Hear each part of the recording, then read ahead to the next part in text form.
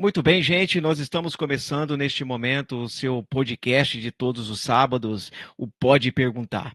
E o Pode Perguntar de hoje está trazendo aí a presença do homem de Deus, o pastor Marcos Rogério de Paula, né? Ele que estará falando, conversando um pouquinho conosco a respeito do arrebatamento da igreja e da volta do Senhor Jesus. Não saia daí, após a vinheta, nós voltaremos e aí em definitivo. Deus te abençoe.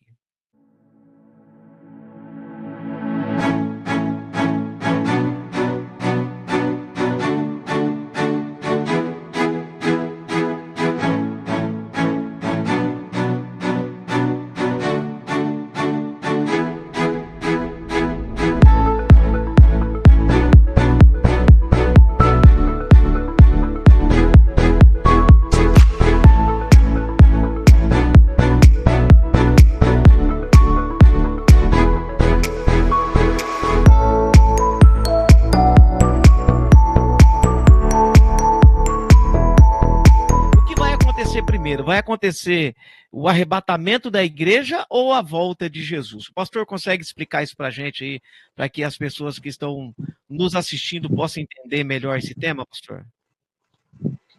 É uma volta dividida em duas fases. Certo. Né? A primeira fase, aquilo que a gente crê, é o arrebatamento, que é o arrebatamento de fato da igreja, que é como se fosse a volta de Cristo para os seus, para a igreja, né? Onde o texto de Tessalonicenses, capítulo 4, né, vai dizer que Jesus vem nos ares, né? Jesus, ele vem nos ares. Deixa eu abrir aqui, amado, para a gente poder mostrar a referência para aqueles que nos ouvem, né? 1 Tessalonicenses, capítulo 4, a partir do verso 16, né? Porque o mesmo Senhor descerá do céu com alarido, voz de arcanjo e com a trombeta de Deus.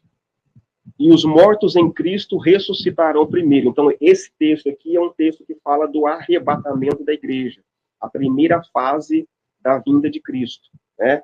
Jesus desce, né, ao som da trombeta. Jesus desce não na terra, não pisa na terra, ele fica, como diz o texto, nos ares, tá? Nas nuvens. E aí a igreja vai ao encontro dele, mas primeiro os mortos ressuscitam, né? Aqueles que estão mortos em Cristo morreram, né? O seu corpo físico morreu, mas morreu salvo, a sua alma está com Deus, seu espírito está com Deus. Os que morreram em Cristo ressuscitam primeiro. Aí depois nós, os que estivermos vivos nesse dia, teremos os nossos corpos transformados e seremos arrebatados juntamente com eles, ou seja, juntamente com os que foram ressuscitados, e juntos subiremos ao encontro do Senhor nos ares, tá? Então esse é o arrebatamento da igreja. Jesus volta para os seus, né? Antes da grande tribulação. Aí, após o período da grande tribulação, aí a segunda fase da vinda de Cristo, onde Jesus volta com a igreja, e aí toda a terra, todo o planeta vai contemplar essa volta em glória triunfal de Jesus, acompanhado dos seus anjos e da sua igreja. Tá? Não sei bom. Mas peraí que a gente vai chegar aí, peraí. Então, aqui então, vamos lá, recapitulando. O arrebatamento da igreja e a volta de Jesus. Então, o arrebatamento da igreja é uma coisa, a volta de Jesus é outra coisa. Isso, aqui onde o pastor leu em 1 Tessalonicenses, capítulo 4, versículo 16 e 17. Aqui então está narrando o arrebatamento da igreja. É isso, né, pastor? Isso. Então aqui, nesse período aqui, nessa fase do arrebatamento da igreja, seria a volta de Jesus, mas só para a igreja, só a igreja que estará contemplando isso aqui. Exatamente. Não é? É isso só, aí, né, pastor? Só para a igreja. Isso. Tá certo. Então aqui, no caso, vamos imaginar aqui, nós estamos falando sobre escatologia, né? O arrebatamento da igreja e a volta de Jesus. Nesse caso aqui, então, pastor, quando soar essa trombeta aqui, os mortos vão ressuscitar primeiro. Então, ao som dessa trombeta, os mortos irão se levantar, certo? E a igreja Sim. será arrebatada. Neste momento, só a igreja que contemplará Jesus. É isso? Isso. Só a igreja, logicamente, né? E os mortos que no caso, serão ressurgidos aqui, né? Que vão ressuscitar. Só a igreja e esses ex-mortos, vamos falar assim, né? Porque eles vão estar ressuscitados, né? Então, só eles que verão Jesus vindo. Então, o que vai acontecer aqui? A partir desse momento, então, do arrebatamento da igreja, aqui que o senhor acredita que começa a grande tribulação? Isso. A partir do o arrebatamento da igreja é o start, é o ponto de partida, né, cronológico do início do período da grande tribulação. A gente crê que é a partir daí que o anticristo ele vai se manifestar, se revelar, né? Pode ser, como por exemplo, como a gente crê, a gente acabou de conversar há alguns minutos atrás, né? E eu compartilho dessa ideia de que como que a gente estava dizendo, que Jesus volta ainda nesta geração, né? Sim, Não passa esta geração sem que Jesus volte. Então pode ser, por exemplo, que o anticristo ele já esteja no mundo, ele já tenha nascido, né? Mas ele só se manifesta, se revela a partir do início da grande tribulação, e o start cronológico para a grande tribulação é o arrebatamento da igreja. Pastor, esse start que o senhor está falando, né? Para que venha acontecer isso, então precisa acontecer o arrebatamento da igreja. Aí então a gente pode dizer que dá início também à última semana de Daniel, daquelas 70 semanas? Isso, as 70 semanas de Daniel, que se cumpriram já 69, né? E fica esse parênteses aí na história, na escatologia, que essa última semana, né, que cada dia da semana corresponde profeticamente a cada semana corresponde, cada dia da semana corresponde a um ano, é isso? É isso mesmo. Então, falta aí essa última semana, que no caso serão últimos... que no caso será 7 anos, no caso. 7 anos, né? Tá falando de forma cronológica, a grande tribulação, ela acontecerá no período de 7 anos. Tá certo. Então, vai acontecer o arrebatamento da igreja. Então, antes do arrebatamento, bom, a gente pode dizer assim, que vai acontecer junto. Os mortos vão ressuscitar e a igreja será arrebatada, juntamente. Isso, ao mesmo juntos. tempo. Ao mesmo tempo. Tá. Então, a gente, só para o pessoal aí, né, e eu também, né, logicamente, eu estou aqui para aprender também, né, lógico, a gente aprende, né, cada dia. Nós estamos falando, segundo aí a visão pré-tribulacionista, né? Existe pelo menos três linhas, pastor? Existe pelo menos 3 linhas, pré-tribulacionista, pós-tribulacionista, isso, né? E tem uma nova que surgiu agora, né? O mesotribulacionista. O senhor já ouviu falar dessa já? Já, os que creem que Jesus vem no meio, né? No meio da grande tribulação, não é isso? No meio da... Isso. Tá certo. Então a gente está falando na visão pré-tribulacionista. O senhor acha que Jesus realmente vem antes da grande tribulação? Ou pode ser que ele venha no meio ou depois da grande tribulação? O que o senhor acha? Pastor, sinceramente, eu creio que Jesus volta antes da grande tribulação.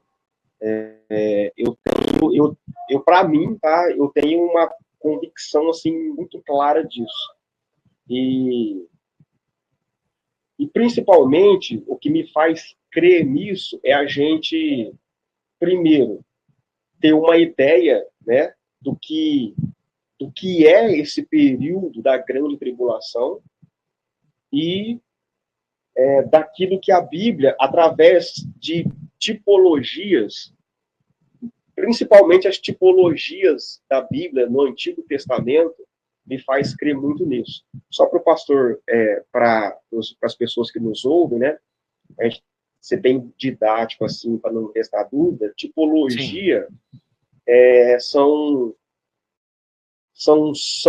acontecimentos, podem ser pessoas, né, ou até alguns instrumentos no Antigo Testamento que simbolizam a pessoa, a vida e a obra de Cristo, ou algo relacionado a Cristo, né? Por exemplo, a gente tem no Antigo Testamento pessoas como Abraão, Moisés, Josué, Davi, que são tipos de Cristo, né? Entendi. A gente tem, por exemplo, no tabernáculo, os utensílios do tabernáculo que tipificam a vida e a obra de Cristo. Então, através de tipologias bíblicas, eu tenho uma certeza clara que Jesus, que a igreja não passa pela grande tribulação, que Jesus vem antes. Porque, pastor, se você me permite, um dia eu estava vendo um grande pastor, um grande homem de Deus, um mestre na palavra, que defende que Jesus vem após, né, ele é pós-tribulacionista, e ele fala assim, pô, mas é grande tribulação. E a igreja sempre passou por tribulação. E não vai ser dessa vez que Deus vai livrar a igreja da tribulação. Então, a tribulação é para a igreja. A igreja está acostumada com isso. A igreja sempre passou por tribulação. Só que, apesar do nome da gente conhecer como esse período como grande tribulação, na verdade não é, porque tribulação remete a quê? A dias maus, a dificuldades, né? A adversidades, que a igreja sempre passou e sempre vai passar. A igreja sempre foi perseguida, enquanto ela estiver aqui, ela sempre será. Só que apesar desse nome grande tribulação, o que vai acontecer ali é o juízo de Deus sobre a impiedade e o pecado do homem. É juízo. Deus é um período onde Deus vai trazer juízo. E todas as vezes que Deus trouxe juízo para um homem ou para algum lugar, Deus sempre livrou os seus fiéis. E é por isso que eu creio nisso. Aí depois, se o pastor quiser que eu cite algumas dessas narrativas tipológicas, a gente cita. Tá bom. Tá bom. Pastor, não para colocar medo nas pessoas, porque a nossa intenção não é essa. Na verdade, eu sinto falta desse período que o senhor acabou mencionando aí no começo da conversa, daquele temor que a gente tinha, né? Realmente as pessoas não têm o temor. Então, o nosso objetivo aqui, nesse podcast hoje, é realmente despertar o temor nas pessoas. Não é colocar medo nas pessoas, não é, né, falar de fantasias, não é nada disso. Tudo que nós estamos falando aqui é coisas que realmente irão acontecer, depois o pastor vai citar ali na palavra de Deus, né? São coisas que nós acreditamos que vai acontecer e que realmente vai acontecer. Tudo que tem na Bíblia, né, são coisas que se cumpriram ou que irão se cumprir. Hoje eu ouvi uma reportagem hoje na hora do almoço, no jornal, falando que a Bíblia é o livro que é mais conhecido no mundo inteiro, né? E agora fabricou não sei quantos milhões de Bíblias em braille, né? Para aquelas pessoas cegas também lerem a Bíblia, para você ver como que a palavra de Deus está sendo, assim, de certa forma, disseminada, né, no mundo inteiro. Então, o nosso objetivo aqui é realmente despertar você que está nos ouvindo e nos vendo aí, que Jesus, ele está às portas para vir buscar a sua igreja. Jesus, ele está às portas para arrebatar a sua igreja. Agora, eu gostaria que o pastor, antes do pastor ler, depois o pastor vai mostrar algumas passagens para a gente aí, mas antes disso, pastor, tem como o pastor falar para a gente um pouco sobre o que realmente vai acontecer nessa grande tribulação? Porque nós sabemos assim, a igreja será arrebatada, certo? Nós cremos que a igreja será livre deste mal e Deus vai livrar a igreja dessa grande tribulação. Primeiro, antes do pastor falar sobre essa tribulação aí, pastor, a igreja será arrebatada. A igreja vai para onde, pastor? Vamos lá, então. A igreja se encontra com Cristo nos ares, né? Os que estiverem vivos e os que já dormem em Cristo ressuscitados, né? E aí vão para o céu, e ali a sequência dos fatos que acontecerão no céu, entre Cristo e a igreja, que a gente crê, primeiro, o que Paulo fala em 1 Coríntios, a respeito do tribunal de Cristo. Certo. Onde cada um receberá o seu galardão segundo as suas obras. Né? E Paulo cita que as nossas obras serão provadas pelo fogo. Né? Aqui, aí ele faz alguns paralelos. Né? Aquilo que é ouro, prata e pedras preciosas, né? vai passar pela prova do fogo e vai receber o seu galardão. Aquilo que é feno e palha serão consumidos pelo fogo. Contudo, o tal será salvo. Então, nós vamos subir com Cristo e ali nós passaremos pelo tribunal. E aí a gente vai chegar lá, talvez, né? Mas não confundir o tribunal de Cristo com o trono branco, o juízo final, tá? Entendi. São duas coisas distintas. O juízo final é para os ímpios, para os não salvos. O tribunal de Cristo ali não é para decidir quem vai ser salvo ou não. Todos ali estão arrebatados, salvos em Cristo. Mas as nossas obras, porque ali vai Deus, ele é misericórdia, mas ele é justiça, certo? Então ali, Deus vai exercer a sua justiça. Todos, eu e o pastor Dejair, seremos salvos. Porém, se o pastor Dejair fez a obra de Deus com mais paixão, com mais amor, se dedicou mais, pregou mais, sabe? Fez tudo o que estava ao seu alcance pelo crescimento da obra, né? Padeceu por amor a Cristo. O seu galardão será diferente do meu, né? E aí, que tipo de galardão vai ser? Isso aí, de repente, é uma outra história, tá? Mas seremos julgados segundo as nossas obras, cada um recebendo o seu galardão segundo as suas obras. Então, esse é o primeiro ponto ali pós-arrebatamento do céu. Passado o tribunal de Cristo, onde cada um recebe o seu galardão segundo as suas obras, aí Apocalipse 19 fala que nós passaremos, existe as bodas do Cordeiro, tá? As bodas do Cordeiro, como o próprio nome diz, bodas seria ali uma espécie de festa, de matrimônio, casamento de Cristo, o noivo com a igreja, a sua noiva, né? As bodas do Cordeiro. Essa é a primeira sequência de fatos ali que acontecerão no céu, né? A igreja arrebatada com Cristo, enquanto a terra passa por esse período de grande tribulação. Tá certo. Pastor, então, enquanto a igreja estiver na glória, né, com Cristo aí, passando todos esses eventos, é muito bom também a gente lembrar aqui que o pastor falou sobre o tribunal de Cristo, né? Isso aí não é o juízo final, né, pastor? É o tribunal de Cristo. Então, é uma espécie de um julgamento também, mas no caso aí é para ver quem fez mais e quem fez menos e quem não fez nada. É isso, pastor? Vamos ser bem simples assim. Basicamente isso. Porque a pessoa pode ficar na zona de conforto dela, né? Em termos de trabalhar na obra de Deus, mas se ela se manter fiel à palavra, né? Se manter fiel a Deus, ela vai ser salva.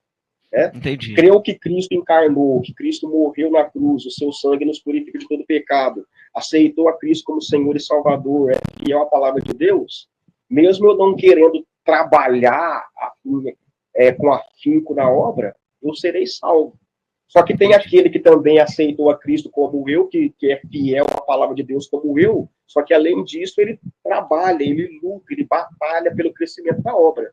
Então, chegando no céu, Deus, na sua justiça, vai me recompensar segundo o fruto do meu trabalho. Então, o tribunal de Cristo é só isso. Pastor, mas aquele negócio que as pessoas, já vi muitos pastores falando sobre isso, né? E eu vou perguntar para o senhor, né? Só um minutinho, pastor, pronto. Eu vou perguntar para o senhor agora, esse galardão aí, as pessoas, os pastores, eles exemplificam muito, né? Eles falam que vai ser uma coroa. Não, que porque Deus está pondo uma pedrinha lá na sua coroa, Deus está fazendo isso, mas não tem nada a ver com isso, né, pastor? Isso aí não são não, só... eu creio... especulação, né? né? Então não tem nada a ver isso, né? Assim, não, se o pastor me permite, assim, aí eu não tenho como provar, tá? Aí é só uma...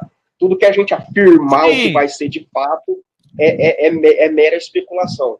Eu creio que esse galardão serão posições. Certo. Sabe? Posições, né? Porque o céu é um reinado, né? Certo. E num reino existem posições, hierarquias, posições hierárquicas, de autoridade, de poder. Então eu creio que o galardão é isso. Na minha visão pessoal, é posições. Ah, entendi.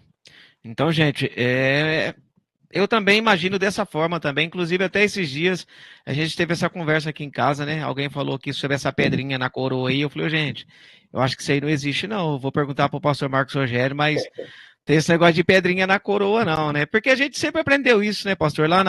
Quando a gente era criança, lá na escola bíblica, a tia lá da escola bíblica explicava assim, né? Que era uma pedrinha que Deus ia colocar lá na coroa, cada bem que a gente fizesse, Deus ia pôr a pedrinha lá na coroa. Então, é também interessante a gente falar aqui que a salvação não tem nada a ver com obras, né, pastor? Não tem nada a ver, porque eu sou bonzinho, eu vou ser salvo. Não tem nada a ver, né? Não. Essa obra que será, entre aspas, julgada ali, né, no tribunal de Cristo, não tem nada a ver com aquilo que eu faço para eu ser salvo, né? Ali essa obra é o que eu faço por ser salvo, eu faço para Deus, para o reino de Deus. Mas nada tem a ver com o mérito da salvação, né? Eu costumo dizer, né, pastor, que aquele texto famoso de Efésios 2:8, se eu não me engano, né? Vós sois salvos pela graça mediante a fé, né? Sim. Alguns até podem pensar, então, na obra da salvação, Deus entra com a graça e eu entro com a minha fé. Então, como se eu tivesse como se eu tivesse parte na salvação. E eu costumo dizer que não. Tanto a graça pela qual eu sou salvo, como a fé pela qual eu me aproprio dessa graça, ambas vêm de Deus. Entendi. Né? Ah, pastor, mas a fé é eu que tenho. A fé é um dom de Deus.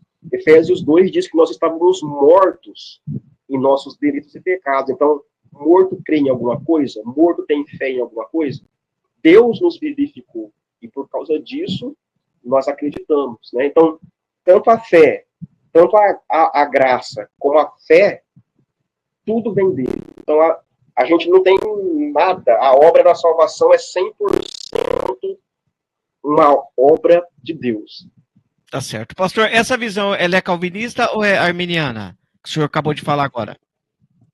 Que tudo vem de Deus. Essa visão minha? Essa visão o senhor segue a visão calvinista ou a visão arminiana? Porque a visão calvinista diz que a gente não precisa fazer nada para ser salvo, que é Deus que nos salva, né? E já tem os seus escolhidos, né? Os seus eleitos. Inclusive, até fiz um podcast com o pastor calvinista, né? Depois, se o senhor puder assistir, o senhor vai ouvir lá ele falando sobre isso, que a gente não consegue fazer nada para ser salvo. Inclusive, ele usou até o texto de Efésios para falar sobre isso. E ele fala que então que Deus já tem os seus eleitos na terra, você entendeu? Então ele fala assim, olha, a gente não precisa, eu até falei para ele, pastor, então quer dizer que eu não preciso manter a minha salvação, não preciso, não precisa. E ele até falou assim, salvo uma vez, salvo para sempre, né? Então, e aí? Essa é a visão calvinista. O senhor acredita nisso ou não? Não. Então, digamos que a minha visão, então, ela vai até um certo ponto, né? Eu concordo com eles, com os calvinistas, até o ponto de que na salvação, na minha salvação, não existe nem 1% de mérito meu, né? Certo. Agora, uma vez salvo para sempre, não, né? Porque é assim, todas as boas obras que eu tenho depois que eu sou salvo, eu só pratico essas boas obras porque a graça de Deus me alcançou, né? Então, uma coisa puxa a outra. Então, até no ponto de que na salvação do Marcos Rogério não tem mérito nenhum, eu concordo. Certo. Mas daí para frente, não, estou salvo agora e não há o que eu possa fazer para perder minha salvação. Aí eu já não creio. Eu não creio também, pastor, se você me permite, eles creem também nessa questão da eleição, né? Da predestinação. Isso. Né? Eu creio na predestinação não individual. Entendi. Eu creio na predestinação da igreja. A igreja, o corpo de Cristo, a igreja, está predestinada ao céu. Entendi. Agora, para eu ir para o céu, eu tenho que fazer parte da igreja. Entendi. Então, a predestinação é da igreja, não é individual. Entendi. Então, a pessoa ela pode estar salva hoje e amanhã não. Hoje, ela pode estar com Cristo e amanhã não. É assim, pastor, que o senhor acredita? Eu creio. Isso na verdade, é bem polêmico, né, pastor? Porque tem gente que crê assim, eu já vi gente dizer assim, se hoje você está com Cristo, e até baseado num texto de Hebreus, que eu nem me atrevo a entrar lá, porque de fato eu reconheço humildemente que talvez seja o texto mais complexo da Bíblia, que se a pessoa experimentou a graça de Deus, a presença de Deus, de fato, ela jamais vai se desviar. Ela jamais vai se desviar. Então, isso é uma das coisas que eles usam para basear isso de uma vez salvo para sempre, porque quando a pessoa realmente se converte, ela jamais se desviaria. Mas eu, humildemente, não penso assim. A pessoa pode estar com Deus, ela pode experimentar, de fato, a graça de Deus, e ela pode, por algum motivo, esmorecer, esfriar na fé, voltar para o mundo. Antes dele se desviar, por causa das mulheres que ele tomou como esposa que o levaram à idolatria. Ele não era um convertido de verdade? Eu creio que era. Mas as mulheres de Salomão perverteram o coração dele. Ele se tornou um idólatra na sua velhice, e ali você vê que ele se arrependeu, tinha um outro pensamento. Mas ele não era um convertido de fato antes disso. Então, tá, é umas coisas meia polêmica, né, pastor? Só fiz essa pergunta mesmo, só para gerar um pouquinho de polêmica mesmo, né? Mas então dessa daí, gente, ó, tem a visão calvinista, né, que acredita dessa forma aí, que você é salvo uma vez, você é salvo para sempre, então você pode desviar, você pode fazer o que você quiser, assim, que na hora certa você vai voltar porque você já é um escolhido, entendeu? Então ele acredita assim que antes de você sair desse mundo aqui, você vai voltar para Jesus, entendeu? Porque você já é um escolhido. Mas nós estamos aqui falando sobre a visão arminiana, né? E como diz bem o pastor Marcos Rogério aí, não que nós não acreditamos de fato na visão calvinista, acreditamos até certo ponto, não é isso, pastor? Até certo ponto. Na questão da salvação, logicamente, eu não fiz nada para merecer a salvação, vamos dizer assim, nós não merecíamos a salvação, né? Mas Deus, pela sua graça, nos salvou. Então, até certo ponto, a gente acredita na visão calvinista, até certo ponto a gente acredita na visão arminiana, mas o fato, pastor, é que quando a gente se converteu, a gente nem sabia o que era isso, né? De visão calvinista, visão arminiana. A gente queria servir, a gente quer servir a Deus, adorar a Deus e ir para o céu, não é verdade? É verdade. Até a questão do arrebatamento, lógico, a gente acredita que a igreja será arrebatada, eu também creio, né? Que a igreja será arrebatada antes da grande tribulação. Mas se a igreja for arrebatada no meio da grande tribulação ou depois da grande tribulação, para mim, sem problema algum. O importante é que a igreja será arrebatada. E que, com certeza, eu tenho essa certeza no meu coração que eu farei parte desse arrebatamento. O senhor acredita que o senhor também será, pastor? Amém, acredito. Amém. Eu conversei com outro pastor esses dias, e ele falou para mim assim que ele sempre sonha com o arrebatamento da igreja. E ele terminou falando para mim assim: graças a Deus, nos meus sonhos, todas as vezes que eu sonhei, eu fui arrebatado. Mas é assim, pastor, foi só para descontrair um pouquinho. Mas então, pastor, enquanto a igreja estiver passando, vamos falar assim, a igreja, vamos falar assim, enquanto nós, né, como igreja, estivermos passando aí durante esse arrebatamento de grandes momentos com o nosso Criador, de grandes momentos com o Senhor Jesus. Então, os que aqui ficarem, então, pastor, o que vai acontecer com eles? Porque, na verdade, quando aconteceu o arrebatamento, só a igreja, na verdade, né, que verá a Cristo, só nós que seremos arrebatados, vamos falar assim, que veremos a Cristo, mas os que ficarem aqui, eles não saberão o que aconteceu, na verdade, né? Terão uma ideia, né? Mas, na verdade, eles não verão nada, né? Não. Aí, da mesma forma que há uma sequência de acontecimentos no céu, né? Como eu falo, a gente falou do tribunal de Cristo, das bodas do Cordeiro, do casamento de Cristo com a sua noiva, a igreja, né? E aquela grande festa no céu. Aqui na Terra haverá também uma sequência de fatos, né? Então, a tirada da igreja da Terra, o arrebatamento, ele dá o start cronológico, se inicia o período da grande tribulação, o período de 7 anos, como a gente já falou, né? Para as pessoas entenderem, 7 anos. Esses 7 anos começam a ser contados a partir do momento que a igreja é arrebatada. Então, enquanto a igreja está no céu com Cristo, segue-se também uma sequência de acontecimentos na Terra. A igreja é tirada, arrebatada, o anticristo se manifesta, se revela, e ele vai se levantar como alguém que vai ganhar a confiança das nações da Terra. As nações da Terra vão entregar o poder de decisões para esse homem, que se tornará um líder mundial. E ele vai fazer isso porque ele vai ganhar a confiança das nações, por quê? Porque ele vai chegar como um homem moderador, como um homem de paz, resolvendo conflitos, resolvendo guerras. Por exemplo, pastor, não vou afirmar, tá? Só dando um exemplo, tá? Nós não temos os conflitos Israel, ali, os países árabes que nunca terminam. Nós temos conflito lá, Rússia e Ucrânia, nós temos conflitos político, Estados Unidos e China, ali, essa tensão política toda. Esse líder, esse homem vai se levantar e ele vai começar a dar solução para tudo isso. Vai começar a trazer paz, resolver problemas de guerra que ninguém resolve.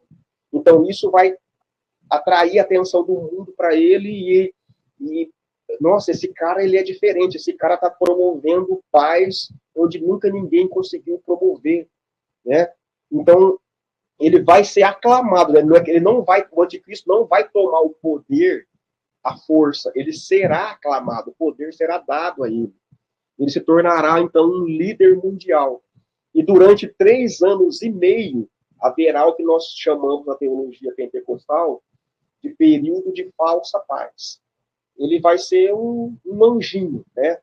Ele vai ser o cara ali que vai trazer, que vai reger o mundo, trazendo paz, prosperidade, né? E todo mundo vai se prostrar a ele por causa disso.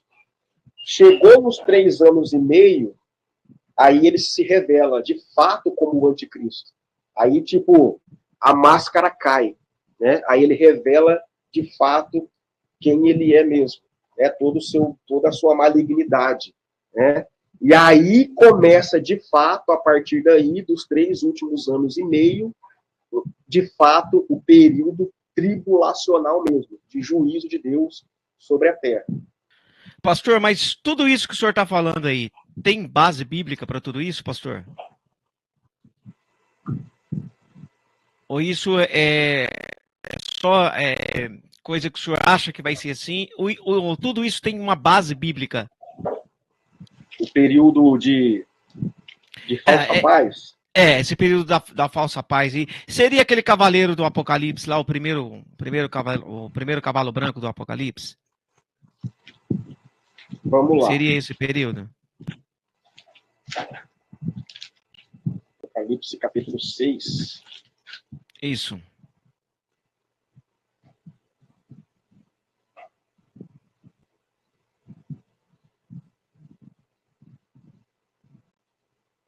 Ah, tá, agora eu entendi o que você falou. Sim. Sim, assim, a gente crê, tá? Assim, só para deixar bem claro também, pastor, muita coisa de escatologia a gente não pode cravar. Certo. É isso.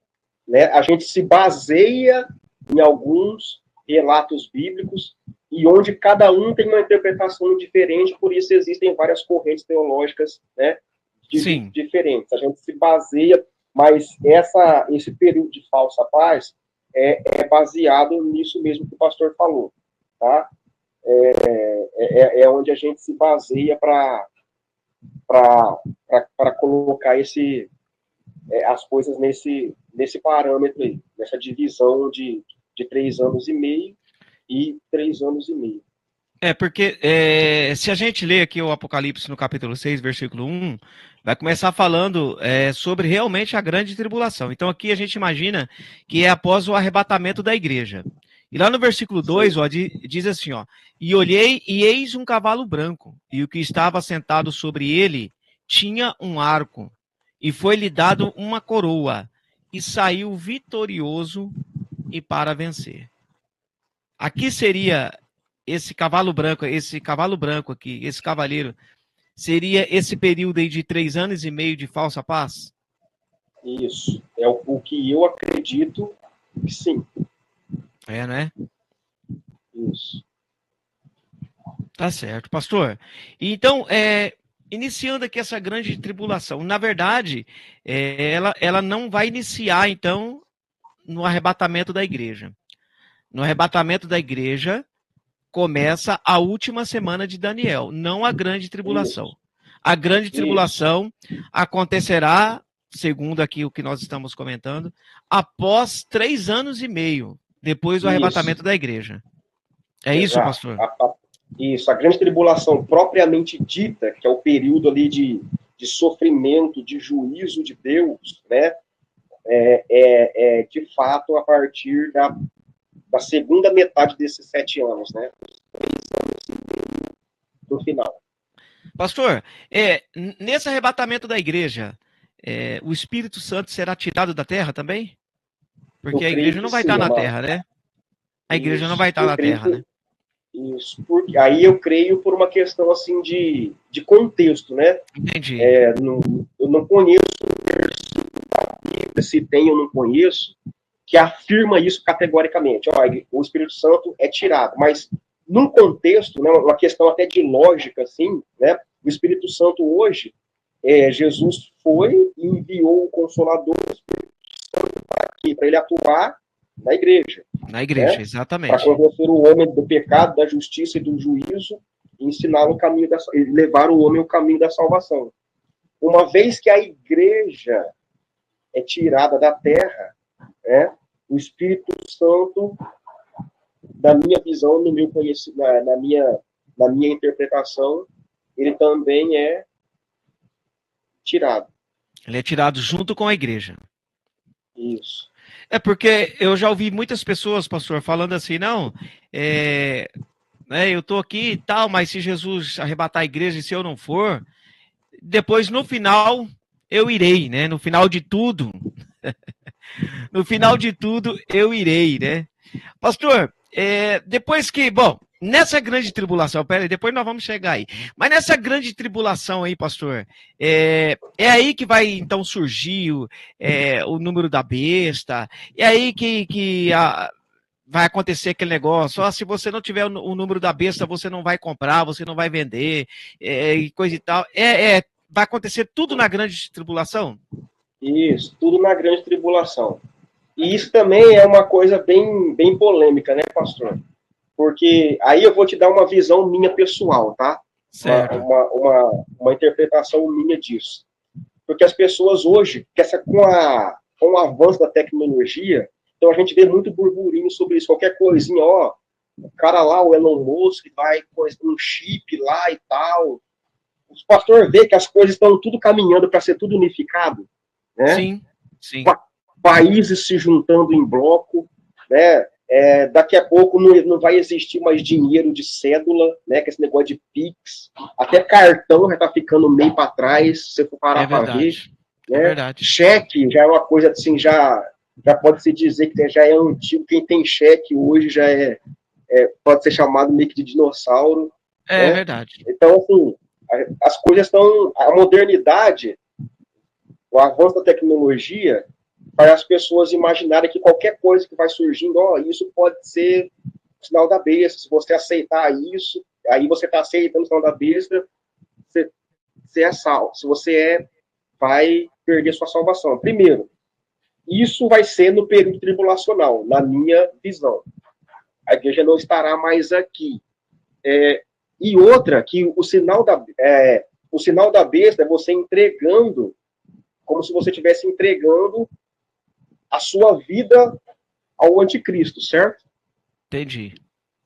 E então, não vai ser uma coisa assim que você vai ser enganado, o cara vai inventar um chip lá qualquer e você é enganado por esse chip, achando que é um avanço tecnológico, quando você pensa que não é o sinal da besta. A pessoa vai ter consciência que ela vai estar se mancomunando, entregando a sua vida ao anticristo. Essa é a minha visão, entendeu? Não sei se eu consegui me fazer ser entendido. Entendi, sim. Bom, eu pelo menos entendi, né? Eu pelo menos entendi. Não vai ser uma artimanha com um chip ou alguma coisa assim, um Pix, alguma coisa, que você vai entregar o controle para o anticristo, mas sem você ter essa noção que você está entregando o controle. Você vai receber o sinal da besta sabendo o que você está fazendo, que você está entregando o controle a ele de fato. Entendi. Porque, na verdade, o Apocalipse, a maioria no livro do Apocalipse são símbolos, né, pastor? Então, quando a pessoa fala lá o 666, o 666, no caso, né? São 36 no caso, né? 666. Não quer dizer que você tem esse número 666, né? Que eu já vejo aí tantas pessoas falando e faz conta disso, faz conta daquilo, pega os códigos de barra, fazem conta, né? Ultimamente aí tem um pastor aí famoso que está falando que o chip vai ser implantado e que não sei o que, toma cuidado, não aceita isso, não aceita aquilo. Não tem nada a ver, né, pastor? Segundo a interpretação que o senhor tem aí, realmente o 666 vai surgir durante a grande tribulação. Sim. É tipo assim, bom, eu acredito que vai ser tipo assim, olha, se você fazer um pacto comigo aqui, você vai ter tudo. Se você não fazer, você não vai ter nada. Tipo assim, né, pastor? Isso. Vai ser isso. Vai ser uma coisa consciente. Pensando, vai ser uma coisa assim, porque às vezes, por exemplo, né, hoje, se você não tiver a carteirinha de vacinação, de escrever, matricular seu filho numa escola, se você não tiver isso, você não faz aquilo outro. Então as pessoas começam a criar teorias sobre isso e já o sinal da besta já chegou, já está sendo implantado, né? Mas eu creio que não é por aí. Entendi. Então vamos lá, pastor. Dando sequência aqui, então as pessoas que ficarem aqui, né, após o arrebatamento da igreja, é bom a gente lembrar aqui que nós estamos falando sobre o arrebatamento da igreja e a volta de Jesus. Até agora que nós estamos falando, aconteceu o arrebatamento da igreja, né? Então ainda não aconteceu de fato a volta de Jesus. Então, aconteceu o arrebatamento da igreja, nós fomos tirados daqui, vamos crer assim, né, pastor? Nós fomos tirados. Sim. E aqui no planeta Terra, a princípio, deu início a uma falsa paz, né? Aquele cidadão que vai se levantar e ele vai ter o domínio aí de tudo, né? Vamos dizer assim. Pastor, existe a possibilidade de ser esse anticristo aí, existe a possibilidade de ser alguém envolvido com a política? Existe, pastor? Existe. É outra coisa também que as pessoas fazem várias teorias, né?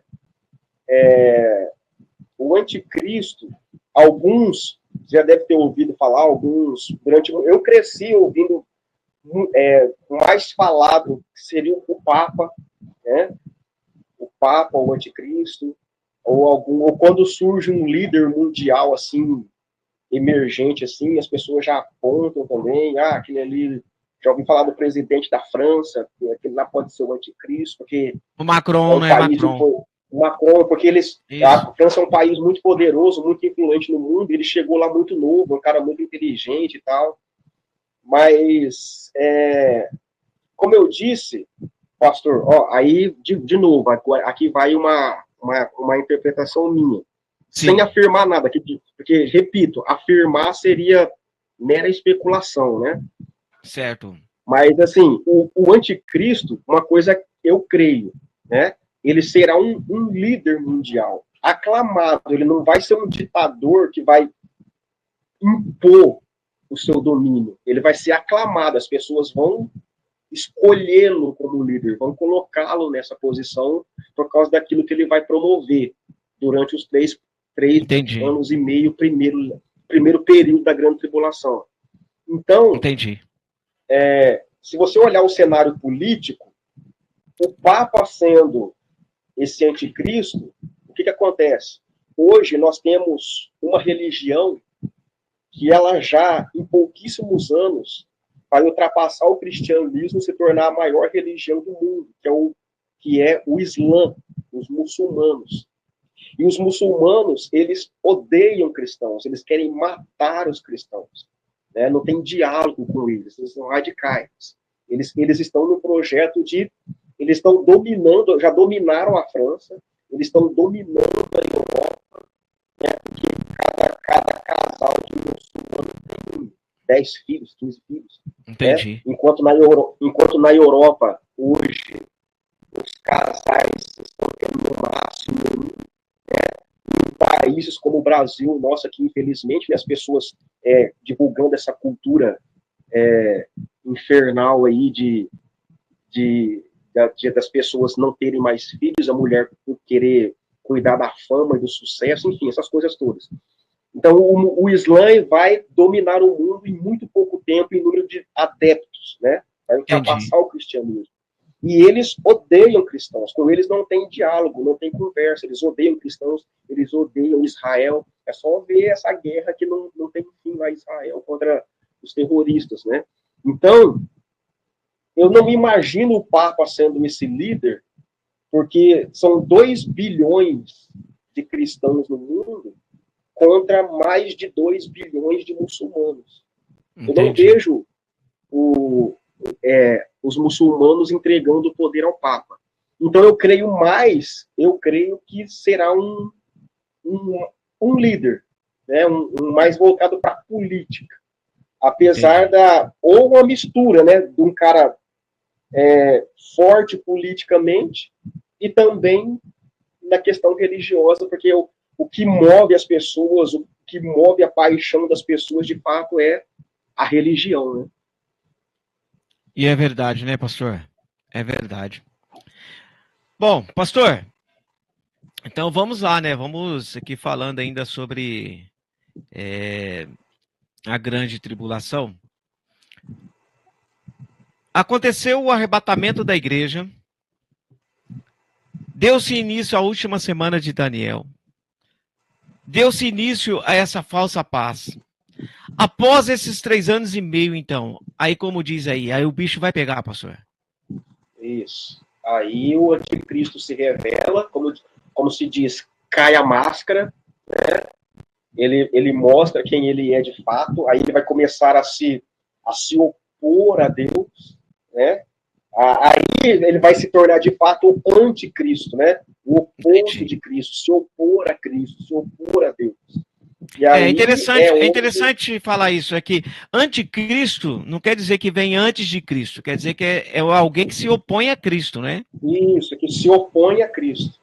Né? Tá certo. E aí ele vai começar de fato a se opor a Cristo, se opor a Deus, e aí é onde de fato o juízo, as calamidades, o caos vai tomar conta da terra. Pastor, após o arrebatamento da igreja, o senhor falou e o senhor mencionou sobre religião. Aqui a vida vai continuar normal na Terra, vai continuar seguindo normalmente. Vai ter igrejas, vai ter religiões, com certeza alguns pastores irão ficar aqui, então com certeza eles irão dirigir as suas igrejas, né, normal aqui, e vai ter gente aqui com coisa que não tivesse acontecido nada, é isso? Isso. É outra coisa também que eu acho assim, bastante polêmico, né? As pessoas, o pastor até chegou a citar alguns minutos atrás, de aquele negócio de. Tem até um colega meu lá no meu trabalho que brinca comigo, né? Que ele fala assim: não, se eu não for antes do arrebatamento, se eu não for no arrebatamento, eu vou na prorrogação, né? Eles creem na prorrogação. Eu falo, ó, infelizmente, eu creio, pastor Dejair, que para mim hoje, que sou crente, creio na palavra, conheço a palavra, para quem, veja bem, deixando bem claro para os nossos ouvintes, tá? Para quem hoje aceitou a Cristo, tem a palavra de Deus como referência, como regra de prática, de fé. Se ficar no arrebatamento, para mim, pastor Marcos Rogério, é o que eu falo para o meu amigo lá na usina. Não tem prorrogação para crente. Entendi. Tá? Não tem. Mas vai haver salvação na grande tribulação, como o texto de Apocalipse que fala, né, das almas. Sim. Acho que é o capítulo 4, se eu não me engano, né? Daqueles que chegam nos céus com palmas nas mãos. Isso. Né? Aí eles perguntam, né? Quem são esses? Esses são os que estão vindo da grande tribulação, né? Da grande tribulação, exato. Mas para mim, esses aí não são crentes que ficaram. Ah, entendi. Pode ser aqueles que, pelo caos que está acontecendo no mundo, creu na mensagem. Não, perdão, pastor. Aí eu já estou confundindo aqui. Aí esses podem ser, na minha visão, também não assim afirmando, seria especulação, mas eu creio que são, por exemplo, judeus. Não sei se o senhor já viu alguma coisa sobre isso, né? Mas por quê? Porque tanto para quem é crente hoje e fica no Pai, e para aquele que, durante a pregação do Evangelho pela igreja, não crê, não aceita, desdenha do Evangelho, aí vê o caos, vê que aquilo que os crentes pregavam está acontecendo. Entendi. Vai querer crer, aí eu creio também que não vai. Porque aí eu tenho como referência o que aconteceu nos dias de Noé, né, que o próprio Jesus faz referência. Sim. Enquanto a porta da arca estava aberta, eles podiam entrar. Noé levou 120 anos para construir a arca e pregando o evangelho. E as pessoas não acreditaram no dilúvio, que Jesus destruiria a terra. Um fato interessante é que, depois desses 120 anos, quando Noé acaba de construir a arca, a Bíblia, no texto de Gênesis, diz que a porta da arca ficou aberta ainda 7 dias. O que, para mim, é uma tipologia muito interessante, porque a porta da arca ainda ficou aberta 7 dias. Ou seja, é uma tipologia da graça, da dispensação da graça que nós hoje estamos vivendo nela. Entendi. A partir do momento que Noé e a sua família entram na arca, e que a Bíblia fala que Deus é quem fechou a porta da arca, não foi Noé, foi Deus, a partir dali, aí o dilúvio começou a vir. Aquilo que Noé pregava e anunciava que o povo não cria, o dilúvio veio. Aí o povo creu em Noé, porque viu o dilúvio, que ele falou que ia vir. Aí Sim. foram bater desesperados na porta da arca. O que aconteceu? Noé não pôde abrir a arca.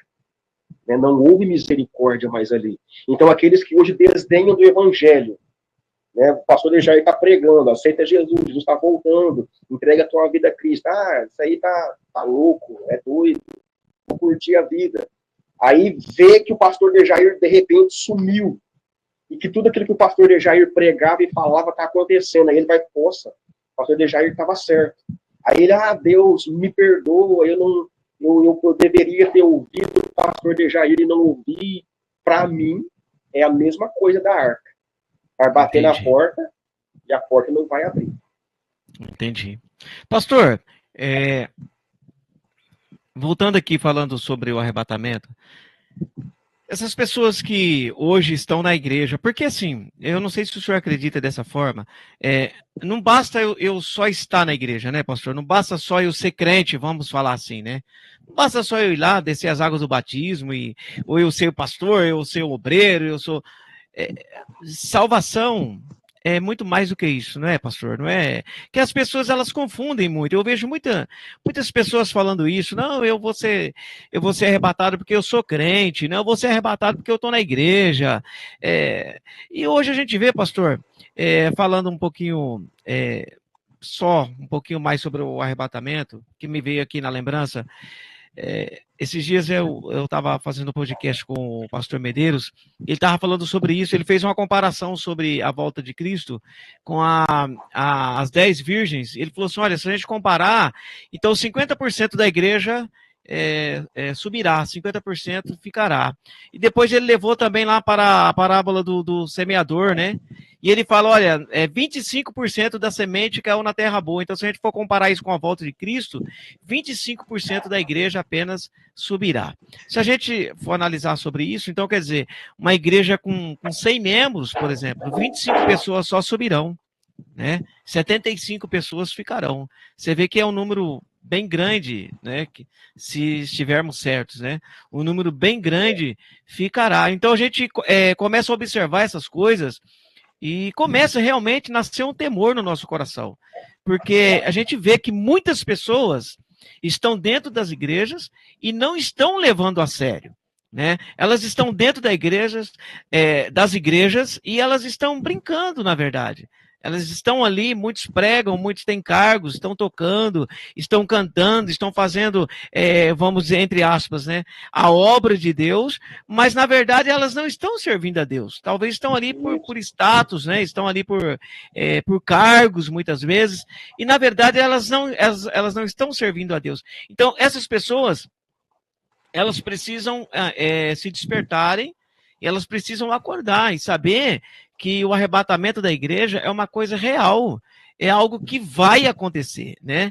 E se realmente eu não levar, se eu não levar Deus a sério, né? Se eu não levar Deus a sério, eu vou ficar, meu amigo, não adianta, né? Aí eu até falo muito sobre isso, né? Aqui em casa. Eu posso ser o maior dizimista da igreja, eu posso ser o maior ofertante da igreja, eu posso ajudar o pastor em 1001 coisas da igreja, né? Mas se eu não tiver vida com Deus, Jesus vai arrebatar a igreja e eu ficarei aqui. Então as pessoas precisam acordar para isso, né, pastor? Isso que o pastor falou é muito interessante, muito importante. Muito mesmo, porque assim, eu costumo dizer, pastor, que o senhor acabou de falar aí, o que determina a salvação não é o serviço, é a comunhão. Né? Sim. E dentro da igreja hoje, existem o grupo que é Marta, que infelizmente, é a maioria esmagadora das igrejas, dos membros, dos crentes, e existe o grupo da Maria. Então, existe Martas e Marias, né, numa forma figurativa de falar dentro da igreja. Né? Marta, o que acontecia com Marta? Jesus a repreendeu por quê? Porque Marta estava preocupada com o serviço. Vamos receber Jesus em casa? Então Marta ficou preocupada em limpar a casa, fazer a comida saborosa para agradar Jesus, a casa limpinha para agradar Jesus, deixar o quarto de Jesus bem limpinho, cheirosinho, e estava preocupada com as suas tarefas, com o serviço. E Maria, não. Maria, a única coisa que passava pela cabeça de Maria é: quando Jesus chegar aqui, eu quero me prostrar aos pés dele e ficar perto dele. E aí Marta vai reclamar com Jesus, mas, Senhor, eu estou aqui correndo para lá e para cá igual a doida, fazendo de tudo para que o Senhor se sinta bem aqui, né? E a minha irmã Maria está aí, não me ajuda, está aí. O Senhor não vai falar para ela, fala para ela me ajudar. Jesus vai e diz para Marta: Marta, a sua irmã escolheu a melhor parte, que não lhe será tirada. Então, hoje na igreja, como o pastor bem disse, com muita propriedade, tem gente achando que vai ser salvo pelo serviço, né? Não, porque eu prego, eu dou aula de escola bíblica, eu toco, eu canto. As pessoas hoje, pastor, vão na igreja,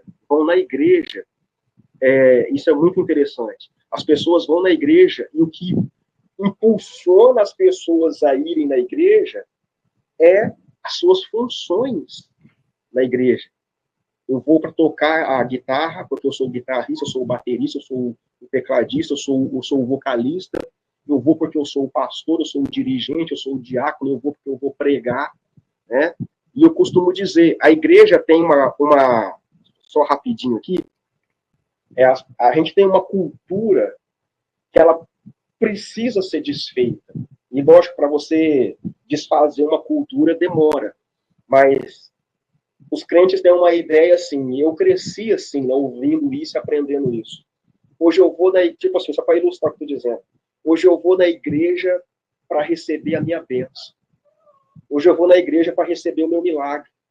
Hoje eu vou na igreja para receber a minha resposta. E eu sempre prego isso na igreja incessantemente. O que te move a ir para a igreja é prestar culto a Deus. Eu vou na igreja prestar um culto a Deus. E se ele me abençoar, se o meu milagre vir, se a minha resposta chegar, isso vai ser consequência do meu culto. Mas eu vou na igreja para cultuar. Se o meu milagre não vir, amém. Se a minha bênção não chegar, amém. Se a minha resposta não vier, amém. Eu estou indo prestar um culto a Deus. Então, isso as pessoas precisam entender. Não é o serviço que vai fazer com que eu seja arrebatado, ou que, no caso, se o meu corpo físico tombar antes, fazer com que o meu espírito, no dia do arrebatamento, seja ressuscitado e vá ao encontro de Cristo. Não é o serviço, é a adoração, é a comunhão.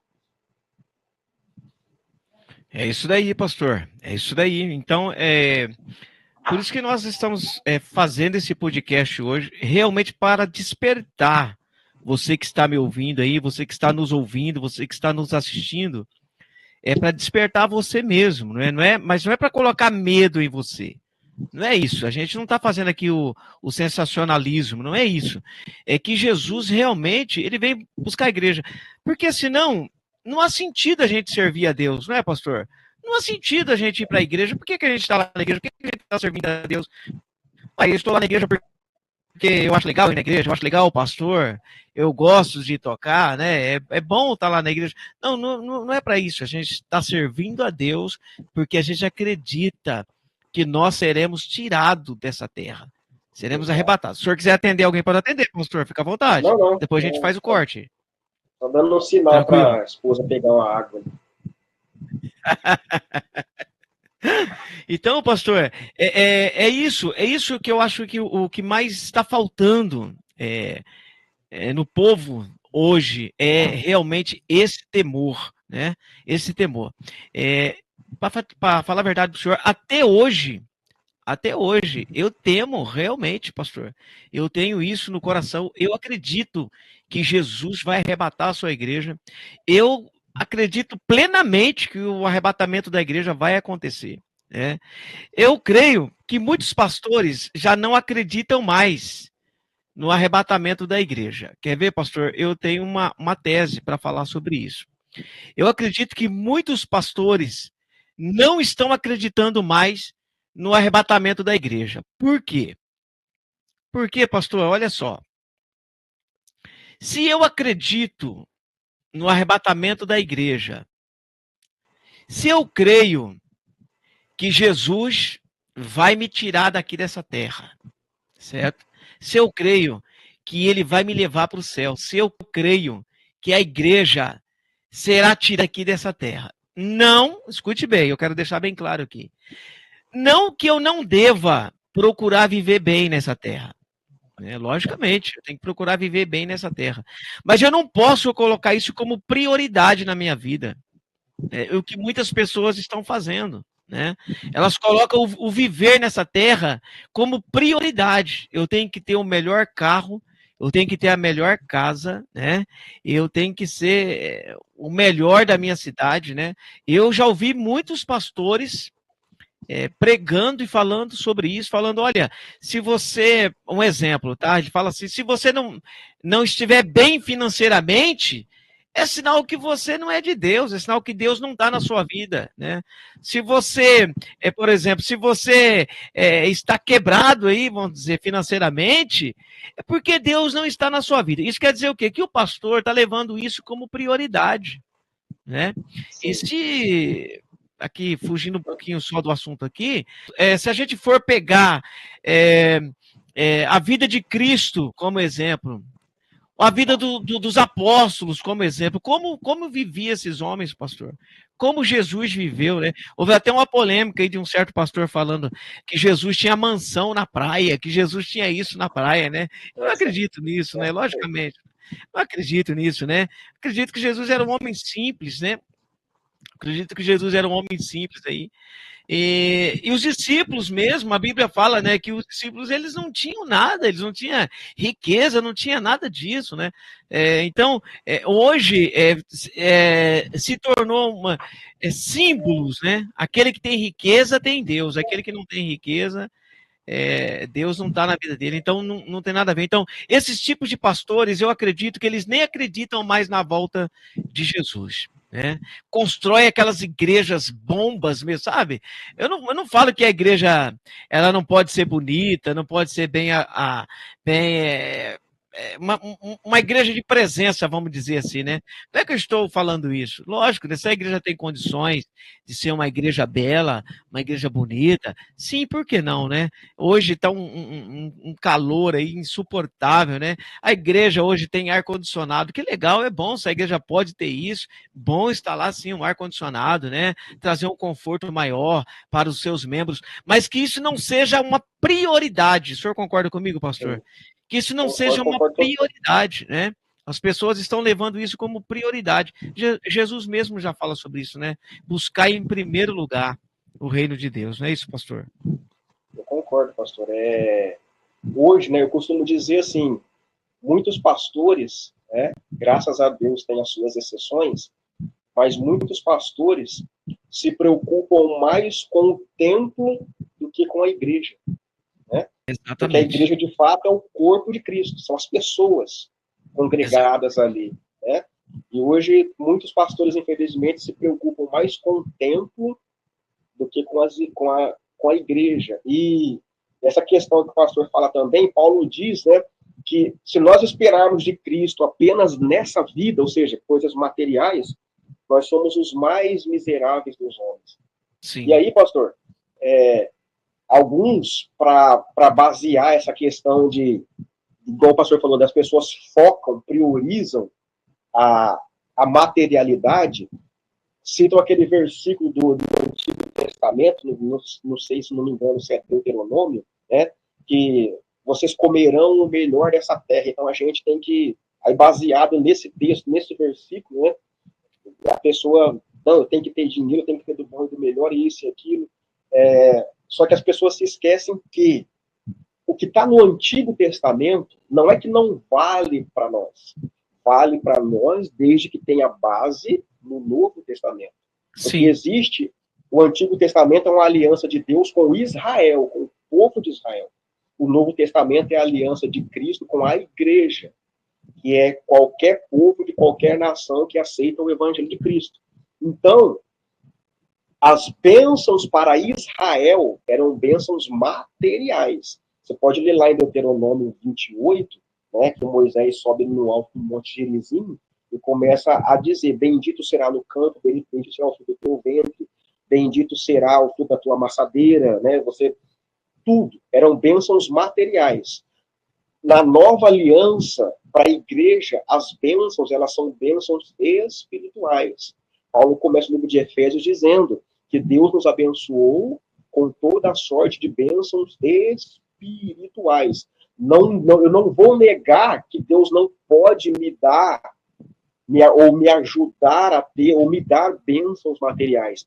Mas a prioridade de Deus para a igreja hoje é o espiritual. O material, ele já me deu saúde, tá? Já me deu vida, já me deu saúde e inteligência para eu correr atrás. Exatamente, exatamente. Então, eu acredito assim, pastor, que a igreja hoje, eu estou dizendo assim, não estou falando da tua igreja aí ou a minha igreja aqui. A igreja de Cristo, ela tem perdido um pouco o foco, né? Tem perdido um pouco o foco, ela tem se dedicado mais, assim, vamos dizer assim, não é se dedicado, mas tem olhado mais realmente para o material mesmo, né? O foco hoje está realmente no material, no financeiro. As pessoas estão esquecendo, pastor, Jesus, ele vai arrebatar a sua igreja. Então, gente, a gente só fugiu o assunto aqui um pouquinho, só para vocês entenderem que nós também, nós não estamos alheio a essa situação, né, pastor? Porque tem pessoas que falam assim, então eu vou parar de ir na igreja porque o pastor lá pede muito, eu vou parar de ir na igreja porque isso... Não, não tem motivo para a gente se desviar do caminho. Não há motivo para você e você que está me ouvindo, não tem motivo para você abandonar Jesus. Jesus está às portas para buscar a sua igreja. Se Jesus arrebatar a sua igreja hoje e você ficar, né? Quando chegar lá no julgamento final, que ele te perguntar o que aconteceu, por que que você se desviou, você vai falar que é porque o teu pastor pedia muito? Você vai falar que é porque você não tinha dinheiro para ofertar? Você vai falar isso? Isso não é desculpas, né? Para a gente se desviar do caminho, para a gente olhar para trás, né? Isso não é motivo para a gente olhar para trás. Nós temos que permanecer firme com Jesus, né, pastor? Aconteça o que acontecer. A minha mãe fala assim, pastor, se com Jesus está difícil, imagine sem ele, né? Imagine sem ele. Então, vamos continuar firme. Jesus está para voltar. O arrebatamento da igreja pode acontecer a qualquer momento, pastor? Exatamente. Como o texto de Coríntios que nós lemos diz, né? E Tessalonicenses, de Tessalonicenses que nós lemos, também o texto de 1 Coríntios 15, fala que Paulo dá aquela ilustração onde ele diz num abrir e fechar de olhos, né? Ou seja, eu entendo esse abrir e fechar de olhos como algo muito rápido e repentino, né? Entendi. Nem você mesmo percebe que você pisca. Né? É verdade. A gente está assim, você pensa que você está com o olho aberto o tempo todo, você está piscando. É tão rápido e tão repentino que nem você mesmo percebe o quanto você pisca. E é exatamente assim que vai ser o arrebatamento. Pastor, nessa tribulação que vai estar acontecendo aqui, a Bíblia chama de grande tribulação, não é só tribulação, é a grande tribulação. Então, nunca houve uma tribulação dessa sobre a terra. Isso. Então, as pessoas precisam temer mesmo, tem que, vamos dizer assim, vamos usar até uma palavra mais forte do que temer, né? A pessoa tem que ter medo mesmo de ficar. A pessoa tem que ter medo. Só para ilustrar, né, pastor? Eu chamo de, eu não chamo, para as pessoas entenderem melhor, eu chamo de juízo de Deus, porque acho que ilustra melhor até. Porque tribulação, como eu disse, a tribulação, a perseguição, uma luta, não é, que vai acontecer, não é uma luta, é Deus trazendo juízo. Tanto que Apocalipse 16 vai falar do derramamento das taças da ira de Deus, né? Porque começa lá no capítulo 5 com os 7 selos, né? O livro selado é desatado com 7 selos. O sétimo selo, ele desencadeia as 7 trombetas, e a 7ª trombeta desencadeia as 7 taças da ira. Olha só, a ira de Deus é muito mais do que simplesmente tribulação. Tribulação é o nome que as pessoas deram ali e tal, mas é a ira de Deus, né? E o capítulo 16 de Apocalipse fala das taças da ira de Deus, né? E só para as pessoas compreenderem aqui na palavra, né? O versículo 1 fala, né? Deus dizendo para os anjos irem e derramar as taças da sua ira sobre a terra. Aí vem o versículo 2, aí foi o primeiro anjo, e derramou a sua taça sobre a terra, e recaiu uma fétida e dolorosa ferida sobre os homens que tinham a marca da besta. É a gente que fala da besta, né? Que eu falo que é na grande tribulação. Aqueles que têm a marca da besta, né? E que adoravam a sua imagem. O segundo derramou a sua taça sobre o mar, e este se tornou em sangue como de um homem morto, e toda a alma vivente no mar, olha só, toda a alma vivente no mar, toda a espécie marinha, de animais marinhos, foram mortos, né? E aí segue. Então, é um período assim que a maioria, hoje nós temos um pouco mais de 8 bilhões de habitantes na Terra, se eu não me engano. Nesse período, a maioria, não é só a metade, a maioria dos habitantes da Terra serão dizimados, mortos nesse período. A vida marinha será destruída, a fauna, a flora, a vida humana, e até aqueles que sobreviverem, que vão sofrer tanto que vão desejar até a morte, né? Vai ser um período realmente de... E como a gente está falando aqui, o pastor frisou várias vezes, não é para tacar terror e amedrontar ninguém, não é terror, é para trazer sobre você um despertamento e um temor de que isso é real e que, acredite você ou não, isso vai acontecer. Então, o que aconteceu aí no período da Covid-19 aí, então, não chega nem perto. Não chega nem perto. Tudo que a gente já viveu de caos e destruição na Terra, né, as 2 guerras mundiais que a gente conhece, né, que a história nos conta, né, outras pandemias que nós tivemos aí ao longo da história, no passado, nada, né? Hoje as pessoas falam, né, que o mundo hoje está um lugar muito difícil para se viver em todos os sentidos, e é verdade, mas assim, nada se compara. Destruição de Sodoma e Gomorra, o dilúvio, nada que já aconteceu na história se compara ao que vai acontecer nesses 3 últimos anos do período da Grande Tribulação. Pastor, nós já estamos quase finalizando aqui. Tudo isso que está acontecendo no mundo, essas mudanças climáticas, tudo que está acontecendo, tudo, essas doenças que estão surgindo, doenças aí incuráveis, né? Outras desconhecidas, né? Que os médicos nem sabem, né? Que tipo de doenças são, não consegue nem dar nome para elas, tantas coisas acontecendo. Isso tudo já é uma preparação para o arrebatamento? Essa é a palavra mais adequada, né? Uma preparação. Aquilo que Jesus falou nos capítulos 24 e 25 de Mateus, né? O próprio Jesus foi o profeta, profetizou esse tempo que a gente vive hoje. O Jesus chama de princípio de dores, ou seja, é só o princípio, é só o começo. Ainda não é o ápice, não é o período, não é a grande tribulação, né? É o princípio, né? Onde ele fala de guerras, rumores de guerras, essa pestilência, enfermidades que a gente vive nos dias de hoje, né? Esse dia eu estava ouvindo falar da chamada doença do macaco, que já chegou aqui perto da gente, né? E que é uma coisa assim que pode até ser fatal, o negócio é feio. Então, cada dia você ouve falar de uma enfermidade nova, de um problema, de um conflito novo, de um problema novo. A gente liga um canal de notícia para assistir noticiário, 5 minutos ali você já quer desligar, porque é...